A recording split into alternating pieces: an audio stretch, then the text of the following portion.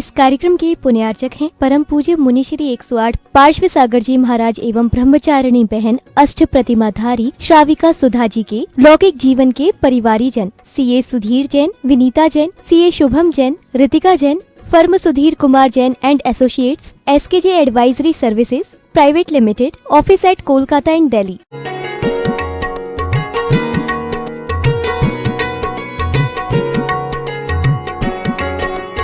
चैत्य वंदना करता प्रभुवर चैत्यालय आके चित्त प्रफुल्लित हुआ। हमारा चित्त प्रफुल्लित हो जाता है चैत्यालय के दर्शन करके। यदि भगवान के मंदिर में आए और भगवान की प्रतिमा को देख करके यदि मन में प्रसन्नता आती है तो आपका दर्शन से सम्यक दर्शन प्राप्त हो सकता है। नहीं तो मंदिर में आते हैं, भगवान की मूर्ति का दर्शन भी करते हैं और यदि मन से नहीं किया, प्रशंसा पूर्वक नहीं किया और चित्त प्रफुल्लित नहीं हुआ तो समझ लेना थोड़ा बहुत पुण्य बंद हो गया। उस पुण्य से फिर संसार का आपको भोग सामग्री मिलेगी, परंतु भगवान के दर्शन से सम्यक दर्शन और सम्यक दर्शन के साथ में हमारा आत्म कल्याण करने का एक माध्यम है। इस माध्यम को लेकर के भी यदि हम आज भी अपना कल्याण नहीं करें तो फिर हमारा कोई उसमें वो नहीं है। जो प्रवचन देने वाले गुरु तो आपको त्याग मार्ग बता देते, दर्शन कैसे करना। जब भगवान के मंदिर में प्रवेश करते तो ओम जय जय निश्चय निश्चय बोलते। ओम माने क्या? ओम में पंच परमेष्ठी है, अरियंत सिद्ध आचार्य उपाध्याय साधु। उस ओम का भी आप बार बार उच्चार करें और ओम नमः तो माने पंच परमेष्ठी को आप नमस्कार करते हैं। और निश्चय निश्चय निश्चय माने भगवान के मंदिर में मैं प्रवेश कर रहा हूं तो हमारे बाहर जो 15 प्रमाद हमारी आत्मा के साथ में लगा हुआ है कि हे भगवान मैं कम से कम जब तक मंदिर में रहूंगा तब तक मैं 15 प्रमाद बाहर छोड़ करके मंदिर में प्रवेश कर रहा हूं और मंदिर में रहूंगा तब तक 15 प्रमाद हमारे से नहीं होवे, ऐसे भगवान से प्रार्थना करना। नहीं तो मंदिर में यदि प्रमाद किया तो निकाचित कर्म का बंद हो जाता है। आज ऐसे चैत्यालय भगवान को चित्त को प्रफुल्लित करने वाला और अपने परिणामों को परिवर्तन करने वाला माध्यम आज भी है। इसलिए चैत्य वंदना करके आज यहाँ अकृत्रिम चैत्यालयों की वंदना करने के लिए ये कृत्रिम चैत्यालयों में आकर के यदि भाव पूर्वक यदि आप यहाँ पर दर्शन करेंगे तो आगे अकृत्रिम चैत्यालयों का दर्शन करने का, पूजन करने का एक आपका मार्ग प्रशस्त हो सकता है। अकृत्रिम चैत्यालय 3 लोक संबंधी 8,96,97,400 अकृत्रिम चैत्यालय हैं और उसमें 3 लोक संबंधी 8,56,97,481 विद्यमान 925,53,27,948 अकृत्रिम जीन प्रतिमाएं हैं। इन सब प्रतिमाओं के हम दर्शन करने की योग्यता आज भी हम यहाँ से प्राप्त कर सकते हैं। यहाँ का ये भगवान का मंदिर, ये पाषाण की मूर्ति, पत्थर की मूर्ति जो हमारे दिगंबर संतों ने सूर्य मंत्र को देख करके पूज्य बना दिया है, पूज्यता को प्रदान कर दिया है, तो ऐसे पूज्य प्रतिमा को साक्षात भगवान मान करके हम उनकी दर्शन पूजा भक्ति पूजा करेंगे, अर्चना करेंगे तो निश्चित हमारा सम्यक दर्शन का मार्ग प्रशस्त हो सकता है। निर्ग्रंथ गुरु का विशेष वैयावृत्ति करके सम्यक चारित्र को प्राप्त कर सकते हैं। स्वाध्याय को हम करके 5 प्रकार का स्वाध्याय, वाचना, पृच्छना, अनुप्रेक्षण, आमनाय, धर्मोपदेश, ये स्वाध्याय करके आज भी हम सम्यक ज्ञान को प्राप्त कर सकते हैं। ऐसे देखा जाए तो मिथ्या दृष्टि को भी दर्शन ज्ञान चारित्र है, परंतु वो मिथ्या है। उस मिथ्यात्व को परिवर्तन करने के लिए जैन दर्शन है। जैन दर्शन हमें सम्यक मार्ग बताता है। सम्यक मार्ग में सम्यक दर्शन, सम्यक ज्ञान, सम्यक चारित्र की प्राप्ति होना चाहिए।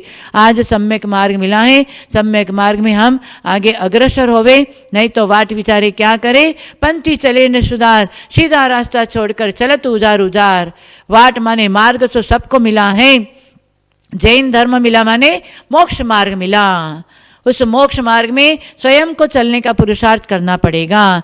त्यागी व्रती जो साधु संत होता है आपको मोक्ष मार्ग बता दिया कि ये मार्ग में चलो तो आपको आज नहीं तो कल, इस भव में नहीं तो अगले भव में, 7-8 भव में आपको निश्चित मोक्ष पद प्राप्त हो सकता है। ये संदेश देते हैं निर्ग्रंथ गुरु पंचम काल में भी। तो हमें पंचम काल का आपको दोष नहीं दिखना है। पंचम काल में भी आज साधु संतों को देख करके हम अपने जीवन में व्रत नियम संयम का पालन भजन करें तो हमारे भगवान का मंदिर, हमारे मंदिर चैत्य अकृत्रिम चैत्यालयों का मार्ग प्रशस्त कर सकता है। ऐसे शुभ मंगल भावना करते हैं कि सभी जीवों का कल्याण होवे। इस शुभ मंगल भावनाओं के साथ में बोले पंच कल्याणक महामहोत्सव की जय। आचार्य श्री शंभव सागर जी गुरुदेव की जय। नमोस्तु भगवान, नमोस्तु। आज कोई दान देता है, उनके परिवार में साथी लोग भी क्या कहते हैं, इतना दान मत दे, बहुत दे दो। अंतः कर्म को बांधता है, दान देने वाले को रोकता है। तुम दान दो, अच्छा किया, ये नहीं बोलते हैं, समझे। ऐसे पापी लोग भी साथी होते हैं, उन साथियों की बात में नहीं करना। दान देने वाला कभी दरिद्र नहीं होता। दान कहाँ देना चाहिए? आहार दान, अभय दान, औषध दान, शास्त्र दान, वहाँ दान देना चाहिए, समझे। और दान देते हैं कि किसी पशुओं की हिंसा के लिए, पशुओं के सताने के लिए और बलि चढ़ाने के लिए वहाँ पैसा देते हैं। समझे, बुचरकाने के लिए पैसा देते हैं, समझे। ऐसे ऐसे पापी लोग हैं, समझे। दान देना भी योग्य स्थान में दान देना चाहिए, समझे। हार दान, अभय दान, का दान किसको देना? हार दान उत्तम मध्यम जघन्य पात्र को दान देने वाला वो भोग में जाता है, समझे। जो कुपात्र है उनको हार देने से भोग भूमि नहीं मिलता, और जो कुपात्र को दान देने वाला को भोग में जाता है, और तिर्यंच आकार वाला मनुष्य होता है। इसलिए दान भी देना, औषध दान देना, समझे, तो उसको है जो व्रत नियम संयम का पालन करता, ऐसे साधु होना चाहिए, समझे। साधु भी श्रेष्ठ होना चाहिए। साधु का पद दूर है, जैसे पेड़ खजूर, छड़े तो फल चाकर मिले, गिरे तो चकना छूर। केवल नाम मात्र के लिए साधु बने, समझे। इंद्रियों का वश नहीं है, और जो मन को जीतने के लिए साधना नहीं है, समझे। ऐसे साधु बनने से क्या होता है, समझे। साधु बनना है, ऐसे साधु बनना चाहिए। विषयाशा वशाती तो निरारंभ परिग्रह, ज्ञान ध्यान तप रखता, तपस्वी सब प्रशस्यते। जो विषयों का आशा नहीं, जिनके साम्य भाव धन रखते हैं, ऐसे जगत में जो आत्म कल्याण का साधना करने वाले साधु है, उनके जो है साधना देख करके उनकी भक्ति करना चाहिए।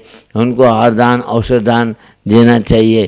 कृष्ण ने एक औषध दान से तीर्थंकर प्रकृति का बंद किया, समझे। कि जैसे एक वैद्य को कृष्ण ने बोला कि भाई हमारे एक साधु को जो है पेट में थोड़ा तकलीफ है, तो वो जहाँ जहाँ आहार के रहते, साधु एक जगह आहार नहीं करता, समझे। आप जो खाना बना के नहीं खाता, हमारे दिगंबर साधु, समझे, वो ऐसा है। वो जहाँ जहाँ चौके में जाते उनको दवाई मिलना चाहिए। हे वैद्य, तुम कुछ दवाई तैयार करके हमको दियो, समझे। जहाँ जहाँ तुम खुद जा कर के भी वैद्य को बोला, तुम जहाँ जहाँ चौका है वहाँ ये दवाई पहुँचा दो, इससे महाराज को दवाई मिल जाएगा, समझे। महाराज खुद जो है दवाई बयान नहीं मांगते, समझे, खाना भी नहीं मांगते।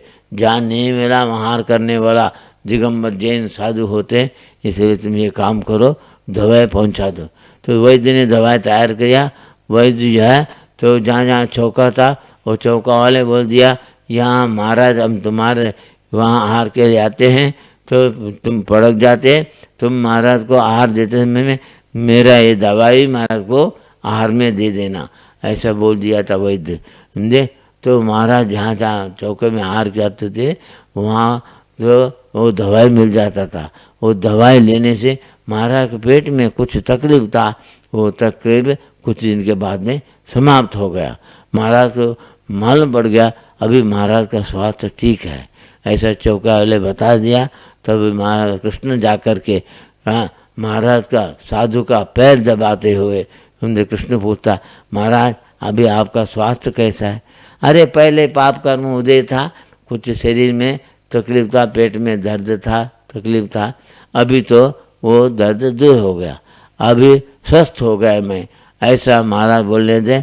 महाराज मैं यही चाहता था, आपका जो तकलीफ है वो दूर होना चाहिए, इतने ऐसे बोल करके कृष्ण खुद मुनि राज का वैयावत किया, मुनि महाराज की सेवा किया और महिमा औषध दान कराया, समझे वैद्य से। और जो है वैश्व दान के बाद कृष्ण को तीर्थ संकल्प का बंद हो गया, ऐसा शास्त्र में लिखा है। इसीलिए तो कृष्ण को तो महान पुण्य संचय हुआ, लेकिन वैद्य भी आया वो महाराज के सामने आकर के महाराज से पूछा, महाराज आपका स्वास्थ्य ठीक हो गया ना? उसके लिए मैंने किया, ऐसे अहंकार से बोला। कौन? वैद्य। क्या बोला? मैंने दवाई दिया था इसलिए आपका स्वास्थ्य ठीक हो गया, समझे? नहीं तो आपका स्वास्थ्य ठीक होने वाला नहीं, ऐसा बोलता वैद्य। इसको सुन, ठीक है तुमने जो कुछ किया हुआ, लेकिन मैं तो समझता हूँ मेरा पाप का उदय था, इसलिए शरीर में कुछ बीमारी हुआ, वो बीमारी मेरा पुण्य उदय आया, तपस्या से ठीक हो गया। ये नहीं वैद्य की प्रशंसा नहीं किया, हाँ आपने दया किया, बहुत अच्छा किया, ऐसे मेरे को मुनि बोला ये महाराज ये कैसे साधु है, बोलकर साधु का तिरस्कार करके वैद्य चलेगा। कुछ दिन के बाद वैद्य मर करके बंदर हो गया। हाँ, मायाचारी किया, समझे? मायाचारी के बाद बंदर का पर्याय मिला। बंदर के पर्याय बोल के पेड़ में पत्ता खाने लगा, समझे? ऐसा पर्याय मिल गया वैद्य को। बताओ, अहंकार करने वाला कहाँ कर्म से बचेगा, अच्छे गति में नहीं जाएगा।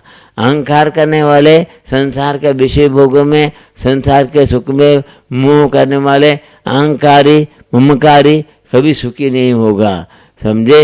ये कृष्ण ने बोला है, समझे?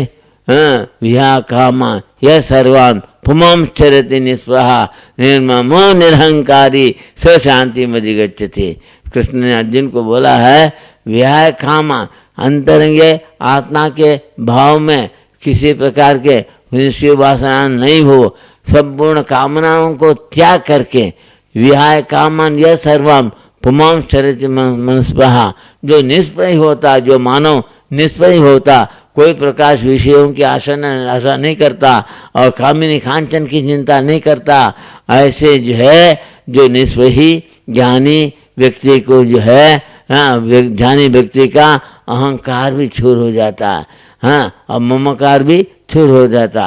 अहंकार ममकार छोड़ने वालों के लिए सम्यक दर्शन, सम्यक ज्ञान, सम्यक चारित्र की प्राप्ति होती है, सम्यक तो सही तो संयम की प्राप्ति होती है, उसकी आत्मा का कल्याण होता है, आत्मा शांति मिलती है। इसलिए तो हमको अहंकार नहीं करना चाहिए। हाँ, थोड़ा सा पैसा है अहंकार आ गया, थोड़ा सा तपस्या किया अहंकार आ गया, थोड़ा सा ज्ञान हुआ माँ बड़ा पंडित बन गया, पढ़ के पंडित भयो ज्ञान भयो अपार, आत्मा का शुद्ध नहीं नकटी का श्रृंगार। अरे एक नकटी है, 16 श्रृंगार करो फिर भी नकटी तो नकटी है, क्योंकि वो शोभा नहीं देता है उसका। इसी प्रकार पंडित बन गया, हाँ, अहंकार नहीं करता है और पंडित शायद मुँह असात, हाँ, तो क्या करता है चारित्र का संयम धारण नहीं करता, पंडित को संयम धारण नहीं करता, वो शादी करके बैठ जाता है। इसलिए ऐसे चारित्र में उनका उदय है, जिसको मिथ्यात्व कर्म उदय है, ऐसा पंडित का पंडिताई भी कोई कार्यकारी नहीं होता है। इसलिए जो बंदर मन के पेट में बैठा था वही महाराज जिसको बीमार था, जिसका जो है तकलीफ था, उसका जो है कृष्ण ने दवाई कराया था, वो महाराज विहार करते करते एक वही पेड़ के नीचे आकर के बैठ गया था। बहुत गर्मी थी, वो गर्मी से बचने के लिए कुछ जो है पेड़ के नीचे बैठा था, बैठ करके ध्यान करने लगा। ओ बंदर को ऊपर बैठा था, वो बंदर को मालूम पड़ गया ये मुनि महाराज को मैंने देखा था, समझे, इनको मैंने दवाई किया था, ऐसे उसको तो कुछ जाति स्मरण हो गया कुछ, समझे। उसने क्या किया, पेड़ का ढाली तोड़ करके मुनि महाराज के ऊपर फेंक दिया कसाई से, वहाँ भी कसाई नहीं छोड़ा, समझे। हाँ, तो वो बंदर ने ढाली छोड़ दिया मुनि महाराज के हाथ के ऊपर, वो ढाली पड़ गया, समझे। लकड़ी का ढाली पड़ते ही मुनि महाराज फिर भी कुछ नहीं किया। मुनि महाराज अपना ध्यान छोड़ा नहीं, ध्यान में ही लीन रहा, समझे। खून बह रहा है ढाली से फेंकने से, और चुपचाप महाराज ऐसे बैठे रहे जब तक ये उपसर गया तब तक मैं यहाँ से निकलूंगा नहीं। ऐसे महाराज जब बैठा तो बंदर देख रहा है ये कुछ क्यों नहीं कर रहा है, ये खून निकल रहा है फिर भी कुछ नहीं कर रहा है, समझे, कोई इलाज नहीं कर रहा है, समझे। उसको दया आया, अपने आप करुणा भाव आ गया उसी बंदर को। वो कहाँ से आया, मुनि महाराज का पुण्य उदय आया तभी उसका भाव बदल गया। इसलिए ऐसे जगह नहीं पैसा मिले तो इलाज करूंगा, वो बोलने वाला निर्दयी डॉक्टर होता है, निकटर वही जो होता है। मैं तो बोले तो कोई डॉक्टर, एक डॉक्टर ने बुरा माना, महाराज मैं डॉक्टर हूँ। अरे तू डॉक्टर नहीं, मैं डॉक्टर हूँ, मैं बोल दिया। क्यों, मैं मेंटल डॉक्टर हूँ, मैं आत्मा का इलाज करता हूँ, तू तो चमड़े का शरीर का इलाज करता है। ये कैसा डॉक्टर है तुम, और इलाज करता जहाँ पैसा मिले तो वहाँ इलाज करता। ऐसा कोई गरीब दुखी है, रोगी है, उनका इलाज नहीं करता है। हमें इसको भी, डॉक्टर को भी पुण्य बंद करना है, परोपकार दृष्टि से उसका डॉक्टर का इलाज करना चाहिए। हाँ, और पंडित को भी, गरीबों को भी, जहाँ गरीब है वहाँ का पैसा नहीं है, वहाँ भी जा कर के पंडिताई का उपयोग करना चाहिए। अज्ञानी को ज्ञान देना चाहिए, मोक्ष मार्ग का उपदेश देना चाहिए। तो मोक्ष मार्ग का उपदेश देने वाला सम्यक दृष्टि को एक दिन संयम की प्राप्ति होगा, वही अपना कल्याण कर सकता। इसलिए संतोष रूपी धन कहीं बाहर बाजार में नहीं है, हमारे आत्मा में ही है, समझे। संतोष रूपी धन को प्राप्त किया, इसलिए मुनि महाराज बाहर से नंगे अंदर से चंगे हैं। क्यों, सम्यक दर्शन ज्ञान चारित्र से आत्मा का आनंद मिलता है, समझे। और जो बाहर से चंगे हैं, करोड़पति हैं, संपत्तिवान है, बैरिस्टर है, मिनिस्टर, लीडर फीडर है, लेकिन अंदर से मिथ्यात्व है, राग द्वेष है, गलत अबक्ष खाने खाता है, समझे, क्रोध मान माया लोभ से लिप्त है। ऐसे व्यक्ति बाहर से चंगे दिखते हैं, अंदर से नंगे हैं, आत्मा का आनंद नहीं मिला, इसलिए संतोष रूपी धन उसको मिलने वाला नहीं। संतोष रूपी धन त्यागी, संयमी, त्याग और सम्यक दृष्टि संयमी, उनको आत्मा का आनंद मिलता है। वो आनंद प्राप्त करने के लिए जैन धर्म में तो तपस्या बताया, जैन धर्म आत्म कल्याण के लिए। सूर्य आत्म कल्याण की दृष्टि से जो व्यक्ति है, भले वो कैसे भी मानव हो, आत्म कल्याण दृष्टि रखने वाले वो, उनको एक दिन सम्यक दर्शन की प्राप्ति होगा, संयम की प्राप्ति होगा, वो भी एक दिन केवल ज्ञान भर के परमात्मा बन सकता। ऐसा बोले वाला ये जैन धर्म की बात अपने आत्मा पे उतारो, तुम्हारा भी कल्याण हो। इसलिए बोल करके मैं विसर्जन करता हूँ। All is well if and well, अंत भला तो सब भला, तुम्हारा भी भला हो। जैन धर्म की जय।